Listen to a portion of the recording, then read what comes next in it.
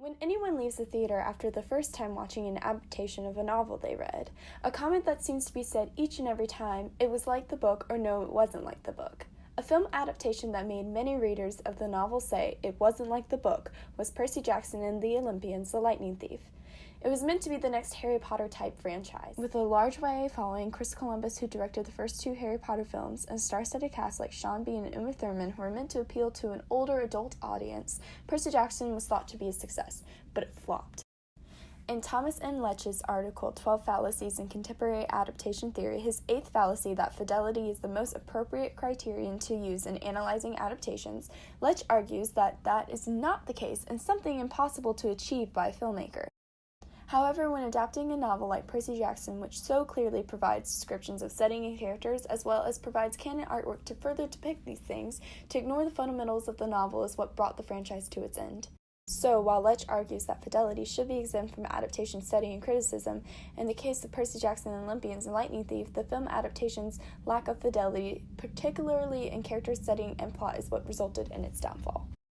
In the Lightning Thief book, Zeus is depicted as wearing a dark pinstripe suit, and Poseidon is said to be wearing leather sandals, khaki Bermuda shorts, and a Tommy Bahama shirt with coconuts and parrots all over it.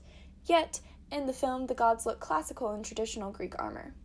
In the novel, Percy and Annabeth are 12 years old, versus the movie where they are around 16 to 17. Aging Percy and Annabeth creates a sexual tension between the two characters, whereas in the book series, the attraction builds as the two grow older and creates suspense of will they, won't they.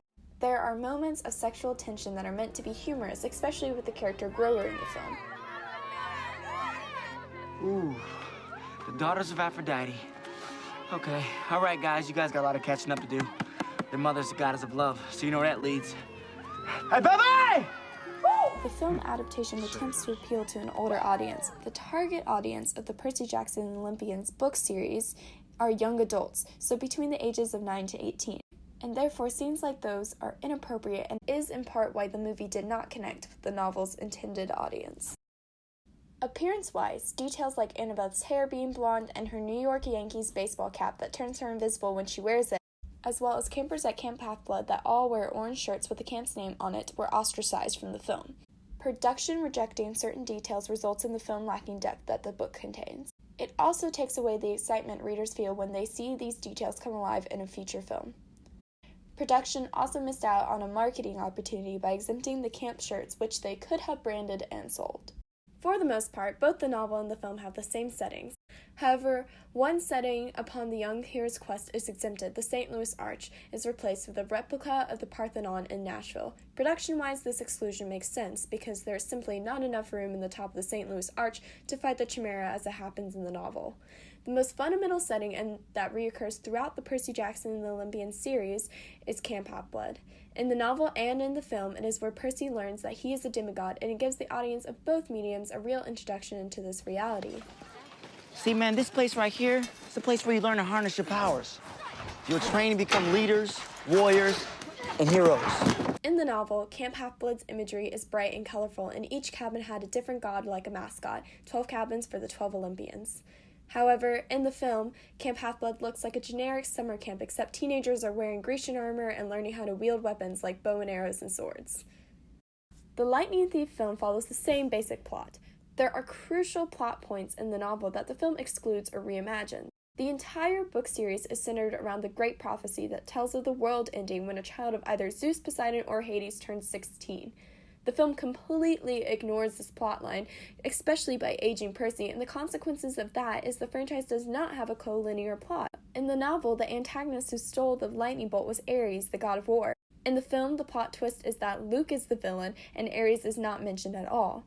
While that is true for the book series, it is more climatic than that. As stated before in the novel, Percy is 12, and Luke is the cool older camper that both Percy and Annabeth look up to. He is the last person they would think to betray them, but he ends up trying to poison Percy. As it turns out, Cronus is rising from the deepest parts of Tartarus and wants to usurp Zeus and take back his throne as ruler of the sky. Again, by eliminating this plot point, production takes away their chances of having a co-linear plot for its subsequent films. Due to the lack of fidelity, fans did not receive the film well. Even the author of the Percy Jackson Olympian series, Rick Riordan, has posted numerous tweets on Twitter against the film adaptation. While the discussion of a reboot remains up in the air and a frequently asked question by fans, Reardon has stated on different occasions that Disney owns the rights to Percy Jackson and he has no idea if they will do anything with it. In light of this discussion on his website last year, he released a sort of tell-all about his movie experience when the producers of the Lightning Thief film would send him the script. In his response to what he read, he voiced concern about the age difference, the sexual tension, and the exemption of arguably cinematic plot points from his books. He states that all of this is not age-appropriate for his YA audience of readers and ruins the chance of a franchise. He also says that kids around the nation were asking him at that time if the film would be like the book. While it is certainly impossible to replicate what each individual imagines when they read a novel, and as Leach puts it, adaptations will always reveal their source's superiority because whatever their faults, the source text will always be better at being themselves.